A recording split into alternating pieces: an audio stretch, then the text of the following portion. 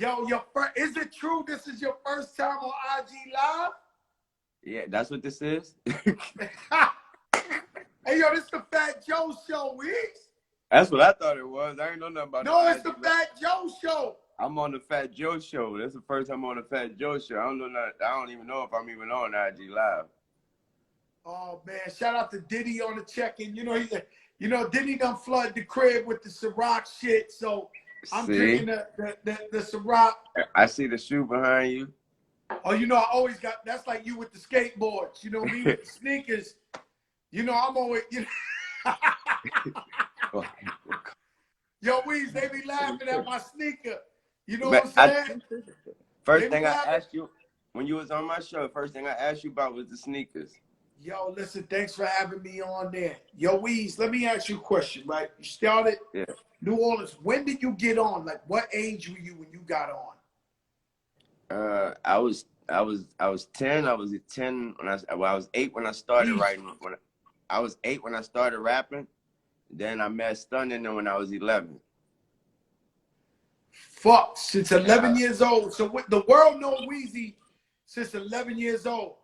11. That's when Stunning them had Cash Money was just a local record company at the time in New Orleans, and you know, banging through the South at the time. And so I was 11. I lied, told him I was 12 till it was time to sign the contract. He found out my real age, and I thought 1 year older. I thought 1 year older made such a difference. But then I put out my first solo album when I was 14, and after that, everything was history. Thank God. I think I met you when you couldn't get in the club, and Cash Money was in the club, and you was in the tour bus. I think the first time I met you, you couldn't even get in the club. You was like 13, 14. Yeah, I wasn't even tripping though, cause everybody, all my fans, anybody who knew me at the time, who knew anything about me at the time, I was more attracted to my younger fans anyway. So even at that time, I would have people that's going into the clubs, still coming with their younger sisters, shit like that, still just to still to see me. So I still got my fans was popping, even though everybody in the club doing their thing. You don't know what's going on that bus. All right. The shit is right. So when you was young, I remember hearing the story that you shot yourself by mistake. Yeah. How old was you when that happened, Weez? 12. And you just missed your heart by a little. 2 and inches. The reason I'm asking you that, because it was actually a cop who saved your life. True? It was very true. Cop named Uncle Bob. So he came through, he saved your life, right? What happened was this where I got shot at was the projects in my neighborhood. It was the projects in my hood. It was something like the projects. That's what it was. We didn't have a name for it though. With that said though, that was his area. That was his, you know, that was where he worked at. He knew everybody in that area. He knew every kid in that area, knew every parent in that area. So when he heard it come over his radio, he was just like, wait, what? That was that. He heard the shot. He heard the whatever the call come over his radio. So he was off duty. He took it upon himself to just come to he took it. Since he knew the area so well, he was like he wanted to see who the hell it was. So he took it upon himself to come through. And when he came through, he noticed I was still on the floor bleeding, and he noticed the cops was checking the house and rambling through the house. And he took real pride, and he was real upset in the fact that a young kid was still on the floor with a hole in his chest, and the cops jumping all over me, just going to look through the house. So he took it upon himself to pick me up, put me in his arms. He screamed at somebody to come drive the cop car. They drove the car. He sat in the back seat with me. He held me in his arms. He bust through the hospital doors. He made sure there was no waiting. He put me straight into the emergency room. They patched me up, and he made sure I lived. Once he knew I was good, he left. I met him years later in like a restaurant. God he would bless He would not even let me pay for his dinner, man. That's crazy. He was just an honest person, a loyal person. And I asked you that, right? And me, I got a similar story. Of course, I could tell you about all the cop harassment, but one day I was visiting my mother in the projects, and my son choked. Okay. He was just a baby. And so I'm running out the building, And if I, you know, I think about it now, the nearest hospital was 10 minutes away. He would have died while I was driving him. So a cop car just had pulled up, and the lady cop jumped out and said, "What's wrong?" And I said, "My son is choking." Yeah. So she did the little Heimlich, and she saved his life. See? Right? And that's no bullshit. God bless her. God bless her. And years later, I met her in the restaurant, and she said, "You know who I am?" And I said, "Who?" She said, "I'm the lady cop that saved your son's life." And I was like, "Oh my God." So you can't make this up. So now with us seeing this side of the law, and now what's going on now, what we see with Big George. Yeah. So you have a unique perspective. What do you think about what's going on right now with this cop on Big George stepping on his neck and all that? I think when we see these situations, I think we also have to understand that we have to get very specific. We have to get so specific, and what I mean by that, we have to stop viewing it with such a broad view. Meaning, we have to stop placing the blame on the whole force and everybody of such a certain race, everybody with a badge, and we have to get into who that person is. And if we want to place the blame on anybody, it should be ourselves for not doing more than what we think we're doing. We leaving it at the reason why people always ask me, like, why you don't say this, why you don't do that, is because what else am I gonna do after that? Some people put a tweet out and they think they did something. Some people wear a shirt, they think they did something. What you gonna do after that? Did you actually help the person? Did you actually help the family? Did you actually go out there and do something? So if I ain't about to do all that, then I ain't about to do nothing. I pray for you. You say the follow through is more important than wearing the shirt or talking about it. Is actually learning about it. What we need to do is we need to learn about it more. If we want to scream about something, know what we're screaming about. We want to protest about something, know what we're protesting about. Because if we want to get into it, it's a bunch of facts that we think we know that we don't know. So if we want to get into it, first know what we're talking about before we talk about it, because we scream about things that sometimes they isn't even true. So so you went to jail for 2 years in New York City, and you not 2 years, not 2 years. I was in there for like 8 months. 8 months. 8 months on Rikers Island. I went to see you, man, and shout out to Trey the Truth. He went with me from Houston, and man, I was so fucking sad when they brought you to see me and you was in handcuffs. I could not believe this shit. I saw it on your face. Nah, yo, man, that shit hurt. Yo, you were so passionate. You were so passionate. I thought I was coming to see you. That's how passionate. You know, Lil Wayne, let me tell you, it's something unique about you, right? It's like, I was saying this the other day. I said, even though you younger than me, you know, I know when I always say hi to you, wherever you at, I put my head down and I shake your hand like this, right? And I don't do that for everybody, Lil Wayne. I do not do that. I've seen people greet you. You damn sure don't. Nah, trust me. I don't do that. And then I start analyzing myself. I say, yo, man, it's like, you probably the first guy that's younger than me that I look up to. Stop it, Joe. Come on, man. I appreciate that love, Joe. I appreciate that. Yo, Wayne, I'm telling you some real shit. Like, because I had to analyze myself. I say, yo, man, you know, every time I see Weez, I'm like, yo, and just because I feel like you're a rap god.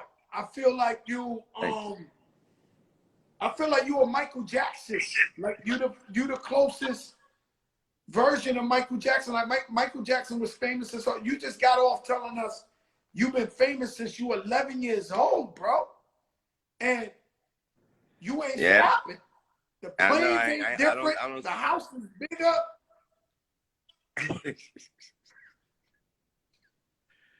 It's this. I really, honestly, Joe. I really owe a lot of that drive, a lot of that people. You know, you got to be born with it, but at the same time, you got to have somebody that know how to steer it in the proper direction. And I owe all that to Stunner, man. That man, he never quit. He never quit. He never quit. He never say never. He never say die. And I learned that at a very young age, man. And it still haven't left. Man, that was my next question. My next question was, who inspired you? Man, all day and every day, it was Stunner, man. I had lost my father, Rabbit, at such a young age, and at that very age, Stunner told Rabbit told my mama, my mom didn't want me to rap. She knew I was smart. She knew I was very intelligent. She was like, I need you to be a doctor, a lawyer, or something like that. You're too smart. But Rabbit, he was like, nah, this boy is really, really good with this rap shit. He was like, listen, he's really, really good. And if you want him to be anything, the best thing we should do is let him go with Baby. And she was like, you sure about that? He was like, I'm very sure. He need to be with Baby and them. And so, with that said, once I lost Rabbit, Stunner became more than a manager, more than a cash money. He was a father figure. So with that said, I looked up to him. I looked up to everything he did and the way he did it. And the way he did things and the way he do things is non-stop. He's committed to everything. Whatever it is, he commit everything to it. They could be playing you on a game. You know how we hearing these stories about Jordan and how competitive he is and anything playing quarters and all that. It's not a competitive thing with Stunner. It's just a commitment thing with Stunner. If he commit to it, he's committed. And I learned that at a very, very young age. And he never stopped working. I'm talking about somebody that didn't even rap. I was like, why is we going to the studio? Why this man going to the studio every day and night? He's not even getting behind the mic. It was just a drive, and he still do it to this day. To this day, he in that thank studio. Thank God he finally get his ass behind the mic now. Thank God we finally get some words out of him. Yeah, because he's been doing this shit for a long time without even talking. That's what it started off. It started off as talking. He would get behind. He started off. He would start talking on songs, and then he started making that shit rhyme. And he started doing this shit right here. Yeah, exactly. He started figuring out that, hold up. He was like, once he said something and he started noticing New Orleans was saying it back, he was like, hold up, y'all like me? Hold up. Y'all like me? Hold up. And he started coming out. He started understanding, hold up. I'm hotter than some of my fucking artists. Hold up. Yo, that shit crazy. And let me tell you something, man. You know, you yourself, man, you picked up right from Stunner. First of all, your work ethic. I never seen nobody work harder than you. Like you, it's hard to teach an old dog new tricks. Oh yeah. But I always say I give you the credit for longevity in my career, just because every time I've been in the studio with you, you done had the #1 record out in the world, and you wasn't in the club. You was in that studio 7 days a week. Trying to make connections. I was like, yo, I gotta be like him. Because this boy working for real. Yeah. And so I turn around, I go like this. So you put on, you know, not only are you an iconic rapper, artist, but you put on 2 other icons with Nicki and Drake. Yes. Yo, Weez, that's not easy, man. That's not real. I know. I had to go through it to find out, but I know. And how proud are you of, let's say, Drake? You know, when this, Joe, that right there, that's like that is not. I can't explain it no more, no less than. That's like a proud father. No more, no less, man. Proud father watching them graduate and become, successful adults. That's no more, no less. That's what it is. Sit back and how you just a proud for feeling like I could retire any day now, man. Now my kids got it, man. Yeah, I'm good, man. I'm good. Yo, Tooch, I live vicariously through Drake. When I see the sky blue airplane and shit, I think I'm buying sky blue Rolls Royce like I'm that nigga. He coming with the plane and shit, sky blue. I'm like, yeah. This shit crazy. And I want to ask you too, you good too? Cause I think I pulled up the other day. I think the window was busted in the sky blue. No, not in my shit. Nah. Okay, my that was next door. That was next door. Yeah, don't scare me, man. Don't Nah, scare me now. yeah, right next door to you, Joe. The police had that whole side of the street blocked off, and they had glass all over the street. I thought that was the sky blue, man. No, that wasn't me. Thank God it wasn't me, man. Don't say that. It's Thank Corona. God it wasn't. Thank God it was. It wasn't Hey, that. he always this Corona. So this man, he done went. Who's next on the roster? Who you got next on your roster that you feel is gonna be like an icon, the next big one to go? I never placed that. I never placed that on none of my artists' shoulders. Nobody. I never placed that on none of my artists' shoulders. This is all because you can never tell what anyone is gonna like or what we can't predict the temperature of the fans. So if they like it, it's my job to make sure to make the artists understand they need to make them love it. Man, let me tell you something, man. So rest in peace, Nipsey Hussle. Man, And rest in peace. so when you found out about Nipsey, because I know you and Laura, y'all got a kid together. Yes, So that touched you in a different way, right? Yeah, man. A very different way. Very different way. I had to understand, first of all, I had to understand, I had to be more than a friend, and was more than ready and more than willing to do so. But the most important thing was to teach my son how to become more than just a 10-year-old, and now he got how to become more than just a big brother to his little brother. It was time for him. I had to teach him how to step up and become the man of the damn house at such a young age. And man, he took that driver's seat and he gone. I can't even see him no more. He's so far up the highway. And and the same thing was asked of you. You was 11 years old when you Exactly. started. Exactly. So Exactly. does he And I got lost my father. aspirations? Is he Huh? a rapper? Nah, Is he a man. rapper? Nope. That man, he is the rap to him is that's like asking him to go play the PS4. He's way past that, man. This kid, he's different, bro. He's different, bro. I get texts from Stunner. Like I get texts from Stunner at 3, 4 in the morning. Literally, the text just say, "Yo, Wayne, that boy, that boy in LA, that little boy is something." I get texts from him just about him, like at 4 in the morning, just saying that he's a different kid, man. I brought him to the World Series. The man next to us asked him, "Who's your favorite player? Who's your favorite baseball player?" That nigga said Jackie Robinson. Yeah, you say Jackie Robinson. Bro, that nigga, it was a white man who asked him. That nigga crazy. Yo, that boy going crazy. He told him Jackie Robinson. Yeah, man. Holy bro, shit. I was sitting out. So this kid's a genius. Yes, man. Yes. And you're in this house, I'm surrounded by girls, my wife, my daughter. Your daughter, yes, man. I was she's just the about to most say loyal my queen. in the game. Yes, man. She's the definition of loyal. Somebody asked me about this literally yesterday. Somebody asked me, they was like, man, she know everything. She know all your words. I was telling her, I explained it to him this way. I said, listen, when she's at one of my shows, I could take 3 to 4 songs off and give her the mic. You know what I mean? I could do that. I could take 3 to 4 songs off and give her the mic and go chill, get my breath and get my wind back up and then come back out. That's how much she went. Yes. Yes. Nah, you could do it. She hold you down. And one time I got in trouble because I had said that this is just my opinion. It's not disrespect, but I had felt like Lil Uzi Vert, he got a style from you or influence by you. And the shit went like viral. They was all mad at me and shit.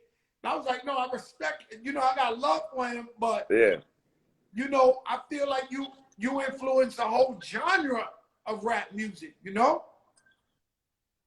Yeah, I'm proud of it too. Damn proud of it. And speaking of Uzi though, me and him just done one. That bit crazy. Me and him just done one for the first time. So y'all just went crazy? Yeah, for the first time. So it's crazy. God bless you. You see? That's yeah. I mean, I was right on the money. You was right on money. You already know. You work right in mysterious ways, man. Joe, you already know that. And you also the first to do the the rock rap shit. Stepped out there, man. I had to step out there, man. I had to step out there, and you know what that is? I know you already know when I say this name. She touched you the same way. That was all Miss Betty, man. Miss Betty, you know, letting me know, boy, you could do this. Pick that damn guitar up and do this. That started from the Leather So Soft song, from the Like Father Like Son album. Man, that's shout out to Miss Betty Wright, man. She just helped so many people, and man, rest in she helped peace. so many people.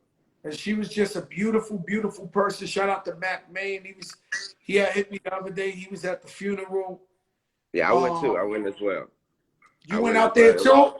Yeah, I went as well. It was beautiful. It was so Man, many people, so many Joe. It was so many thank yous, Joe. It was so many. Like they couldn't. There was no way they could fit it in time. It had so many people just had to say thank you. Like, you know, so many people. Yeah. So many people had to say. Man, I was with Khaled when she died, and Khaled took it hard, man. He was like, he was like one of the first thank yous. Yeah, he was like, you know what I'm saying? He was going bad. Like I was with him, and he was just going through it. You know, we love her, man. You know, Betty Wright. Yeah. We love her for being like a mother figure and just helping the people and loving everybody. But she really was, you know, she's an icon. Oh, what? Come on. She's a living legend. Man, come on. Miss Beaton sold out some places that I probably couldn't even step in right now. Man, that's crazy because, you know, and I love that she just kept it so real with music, kept it so real with you know, giving back to the community, man. They don't understand. I wish they had cameras or something to show how much she gave back and how much music she know and how knowledgeable she is about music, man. Miss B could damn near play every instrument, man. That's what I was trying to tell you. Like Miss B, that's what I meant by it started from Leather So Soft. Miss B taught me how to play that damn song with the guitar.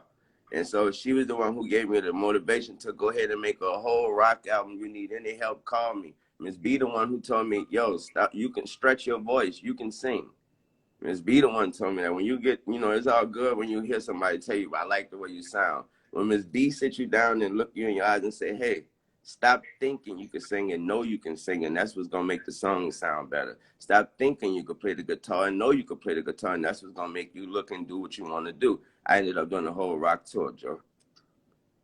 Man, and it was groundbreaking, man. And you just hope Joe, I ended up on the Country Music Awards with my guitar. I ended up on the Country Music Awards with my guitar, man. For real. You see that? Nobody goes to the Country Music Awards. I was on stage, nigga. I performed, nigga. I performed. Yo, that's crazy. If I ain't mistaken, it was Sweet Home Alabama. Yeah, I performed with Kid Rock. We played Sweet Home Alabama. Y'all play Sweet Home Alabama. Yeah, man. I showed up 5 minutes. I showed up 5 minutes before the performance. I was so apologetic. I was like, I'm so sorry, bro. I'm so sorry. Kid Rock, he cool. He was like, yo. He gave me a Tennessee Titans jersey. He was like, hell no, you made it right on time. He gave me a Tennessee Titans jersey and said, let's get it. Man, I was like, let's do it. Hey, yo, Weez, I seen you. You probably got the smoothest, slick talk. I see you. You're so witty with your slick. When somebody get on your nerves, I see you hit them with a bar, and you always got the smile at the end of the shit. Your shit is like, I was like, oh my God, Weezy on one right now. They see the motherfucking diamonds and shit. You be like, yeah. I be like, oh no, we gotta stay away. That boy, hey yo, you always kill him with the smile, Weez. I get that from my mama, man. I get that from my mama. She used to punish me and smile right after that.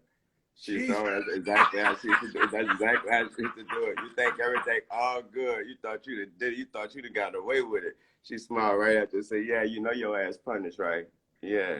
You know you ain't playing that game for 2 weeks. Yeah, you like, yeah, I see motherfuckers get on your nerve and you hit them with the such and such and smile at them.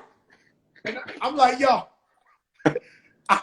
I'm like, yo, Weezy, on one right now, boy. I would tell you the real reason, bro. When I first got this the same girl I asked since I was 15, literally the same one. when I first got it, bro, I think it was my baby mama Sarah, bro. We had an argument when I first, probably the second day I had got him, bro. We had an argument, and I smiled in her face after she said something. I smiled. She smacked me so fucking hard, and she said, "I said, what you smacked me for?" She said, "Cause you think you look good." I said, "These bitches must look real good." Yo, Weez, it's hard, man. Yo, Weez, it's hard, man. I mean, you know, I just feel like you're a rock star, man. You. I just called you the Michael Jackson of our era, of our time, That's and love, Joe. and you just like, you know what I'm saying? I don't know what to tell these people. I can't. What I can say, right? What I can say is, I tell people all the time, Lil Wayne the most loyal, one of the most humble, one of the best friends I have, and one of the most intelligent people I know. So don't get it fucked up with no dreads or no fucking tattoo. And I'm gonna tell you something you did for me. I remember that time, even though I went to jail, it was 4 months. My phone rang while I was walking into the jail, giving myself up, and it was you, like 7 in the morning. And he was like, "Yo, Joe, man, you know, hold your head, this and this and that." And I said, "Yo, Wayne, how did you do this?" And he said, "Just be humble, bro. Just be humble." Mm-hmm. And you was the last call, and then I had to walk in on the spot, man. And I appreciated that so much coming from you, and it helped me a lot. You know what I mean? Rather than me going in there acting like, "Yo, like, let me you know what I'm saying?" Yeah, because that's the shit niggas hate. Yes. Yeah. All right, yo, Weezy, I love you so much, too, Chi, man. Thank you for likewise, coming up on the Fat Joe Show, the big show. We love you, my brother. Shout out to Mac, man. I love y'all too, everybody Joe. who made this happen. Thank you for putting me on IG Live for the first time. Thank you. We love you, my brother. Damn. Ari Melba on the check-in. Everybody on the check-in. This shit crazy. Yo, Ari. Eric B on the check-in. Yo, that's Lil Wayne. First time on IG Live. He didn't even know he was on IG Live. They tricked him. You know, but living legend of all living legends, you know, my brother, man, I'm just so honored. Like, y'all can just tell by, you know, you come to the show every day, 8 p.m. Eastern. Every day we got somebody crazy on. Yo, Michael Blackson, what's up, mother sucker? And shout out Michael Black. Hold up, man. He want the smoke early. I know it. He want the smoke. Fuck it. Michael Blackson want the smoke. Yo, Mike. Hey, Mike, I know you ain't getting a suntan, bro. I'm getting a tan, man. I'm in me and Akon in competition with Darkness, man. He's been winning every high-go-see competition for the last 20 years. I'm trying to beat that nigga. Yo, Michael, let me tell you something, man. I be sneaking on your IG at night. I mean, yo, you must have read the rule book to IG, huh? Like, just as much as possible. You like, yeah. No, show the at the top. No. I'm at the top of the guidelines, man. I'm like at the limit of the guidelines. Yo, bro, you the Black Hugh Hefner right now on IG. Yeah. I'm almost there, turning man. Up. But I'm getting some sun, man. I'm not laying this whole thing, you know. So much bad things going on in this country right now. God, we got to pray for Minnesota, man. You know, it's tough out there. And I feel bad. You know, I know a lot of people in Minneapolis. So many people. You know, one of my favorite places to go and perform. So many Liberians live there. You know, and even my road manager's from Minneapolis. So it's really sad what's going on right now. We just got to keep them in our prayers. And hopefully, you know, the people do the right thing. The FBI get involved. Because what I'm hearing from the local police or whatever, they're not trying to arrest the guy for murder. So the FBI has to get involved. Yeah, man, that's murder. Right? And 100% earned. you take away that uniform. Had he been any other guy, he would go to jail for murder. Right away, So, immediately. I Straight think we murder. got to keep the pressure on and Yep. keep spreading the word. And but you're right, man. This shit crazy. What's going on? All these years later, man, the same shit. Been bad. It's been a bad. Yo, can you help us get rid of 2020 and just start like go from 2019 to 21? Yo, I ain't got the power. Maybe Lil Wayne would have had the power to do some shit. Man, You know, 20 got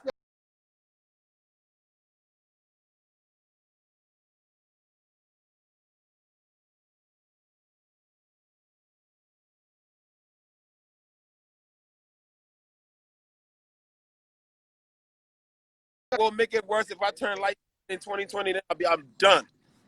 you turn like you got hit up Sammy Sosa. He know how to make it. That nigga white. Like, Damn, I'm trying to keep black because I know that's gonna happen to me next. yo, that I'm nigga gonna white. red bone in about 2. Hey, yo, let me tell you.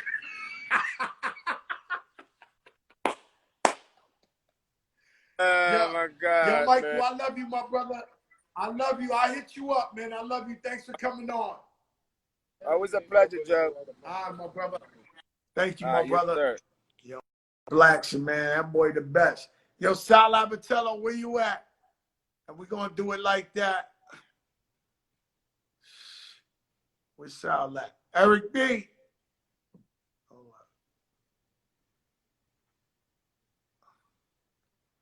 Oh, shit.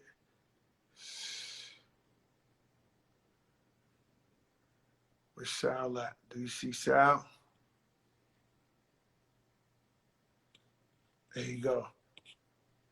Yo, Ari, stick with me. I'm going to put Sal on, but I really need to talk to you. Ari Melba, don't go nowhere.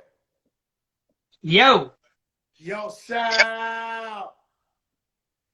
Sal, Fever Records. Let me, look. Sal Abatello was Fat Joe's first manager. He owned the Fever Records.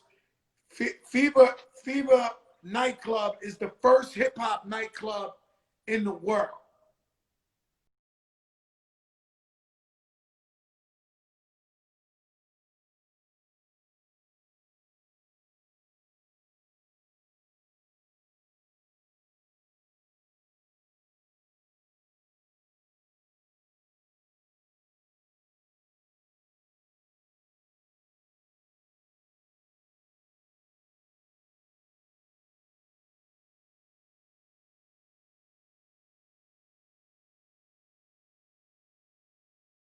The hip-hop was going to get so big. Hold on, Joe. I'm sorry, Joe. Did you Curtis have any Blow, clue that when hip-hop do was you going to get see? that big? Huh? Did you know that hip-hop was going to get it this big? Well, I did because when I heard it in the club, I heard it in the club in 1976 by a guy named Sweet G. Games People Play. And I heard Games him at the end of the night. people play. Yep, yep. I got it ready for you too, man. We're gonna play it later. I got it all set up. So, yeah. So when is the movie coming? When is the, you know, because I know Russell Simmons used to come to the Fever, pick your brain, and that's how he got in the game. Same thing with Andre Harrell, all those guys. They used Rest to in come peace. see you. Well, you know, actually, I was in a deal with Andre.